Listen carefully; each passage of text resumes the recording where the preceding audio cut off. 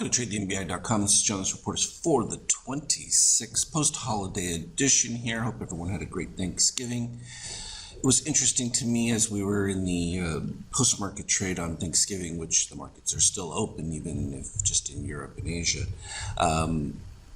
Saw some interesting things that kept me up on Thanksgiving to wait for futures open. And it was a good thing I did because we had talked about this one.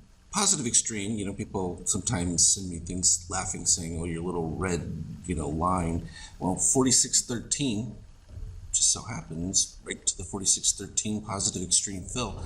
And as we talked about, this would happen all in just in a single day. You'll wipe out gains of any period of time very quickly, because when the floodgate opens, it opens quickly. And this was all a prelude to what I had pointed out. There was an article that Goldman was talking about all this bullish money coming into the market, and we weren't seeing it because we were seeing just low volume on the upticks, and whenever we had down moves, the volume increased dramatically. And this is exactly what you get in those kind of situations.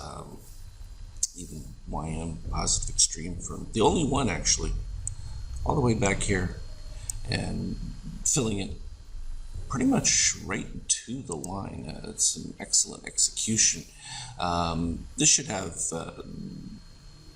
interesting effect on, well, obviously there's going to be a complete wipeout of options that were traded mostly to the long side, giving them zero chance to recover on that. There's going to be a little bonus here for the euro because obviously money fleeing, but we saw it building in TLT when I was pointing out that it was rising, which meant that the money that they were talking about was moving into treasuries in a significant way, because it's a pretty pronounced move, which meant that there really wasn't all that much being pumped into stocks. Now, this is going to be attractive because for institutional guys, we talked about they were going to wait until they got a significant dip that they could then apply, wiping out, weak hands, as I call them, that, have to have their stops in place or on heavy margin.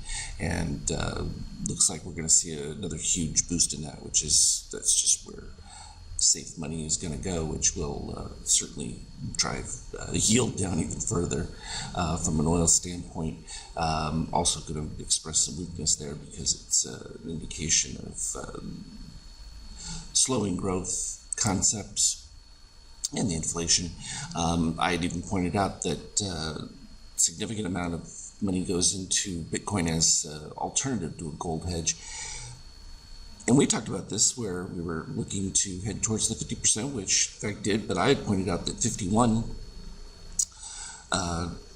is the start of a series of positive extremes going back all the way to the beginning of October, and that goes all the way down to 48.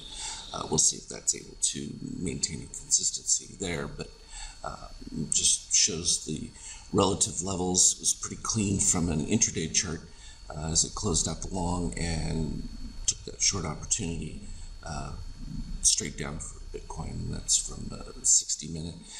We also saw the same thing on ETH.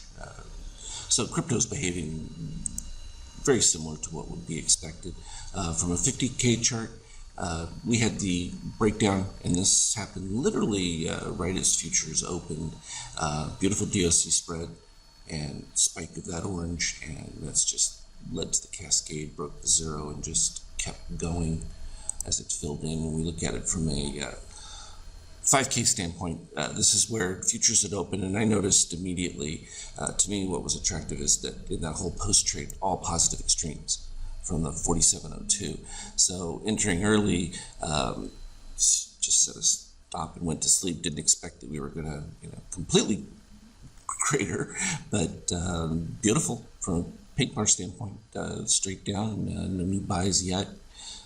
In fact, with the white leading here, we would expect we're going to head back even to those lows, which takes all the way down to the 45.97 range. So that's what we'll be looking for.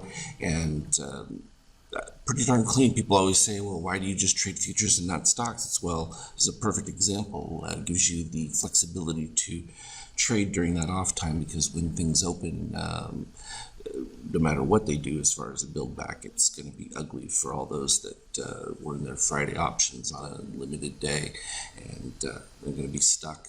So this is why liquidity is a fantastic thing, and we saw some very irregular trading on the Wednesday where there were just complete gaps where you just had like tiny number of contracts and then flipped up to the positive side. And from an intraday standpoint, on Wednesday, we saw that on this build that was taking place, and it was just rather sporadic. But at the end of the day, this is what we start with, and it's going to create for a very interesting holiday session, and we're going to see how many buyers are willing to jump back into that with that kind of move. I would expect that when you get this kind of move, though, I'm always looking for retraces back up to the 50%, which could be, I mean, those are significant, could be huge, particularly given the decline that we're seeing right here. But there's still plenty of room to the downside, and the fact that it happens all at once when it's to the downside, and that's simply because markets always fall 66% faster than they rise, and it doesn't take but a single day. So thought I'd point that out. Hope everyone is ready for the start of new month coming up soon here, and I think we're going to be in for an exciting December, and what a way to end a wonderful little post-Thanksgiving holiday. As always, though, I'll continue to update you on the Skype chat. Trade well.